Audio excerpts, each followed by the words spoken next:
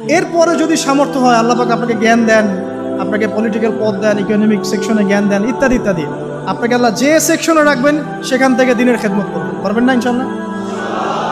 Doctor হয়েছেন, রোগীদের ফিস কমায় দেন, ট্রিটমেন্ট ইজি করে দেন। হ্যাঁ, ডক্টর হন, একজন ভালো ডক্টর হন, কসাই হন।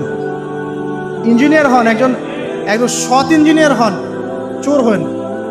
আপনি যেখানে থাকবেন সেখান থেকেই আপনি খেদমত করতে পারবেন। সবাইকে আলেম হতে হবে জরুরি না, সবাইকে দায়ী হতে হবে জরুরি না, এবং সবাই এটা হতেও পারবে না। এভাবে জাতি গঠন হয় না। আগে বলছি, বিভিন্ন সেকশনে মানুষ আমাদের লাগবে, এবং প্রত্যেকটা সেকশনেই তাওহীদপন্থী ইমানদার মানুষ লাগবে। মানুষ তুমি হিংসা করো কেন? বলে যে আমার ভিতরে হিংসা আছে। মানুষ তুমি লোভ করো কেন? তাই তো দুর্নীতি করো। লোভ করো কেন?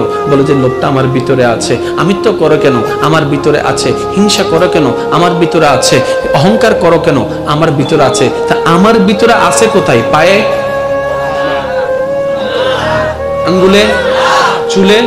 এবার বলেন হিংসা কোথায়? যেই হিংসার কারণে আপনি অশান্তি করছেন সেই হিংসার বাড়ি অন্তর। অহংকারের বাড়ি, লোভের বাড়ি, আমিত্বর বাড়ি, বিদ্বেষের বাড়ি, সমস্ত কিছুর খারাপের বাড়ি। এবার কোন রকম যদি অন্তরটা পরিষ্কার করে ফেলতে পারে,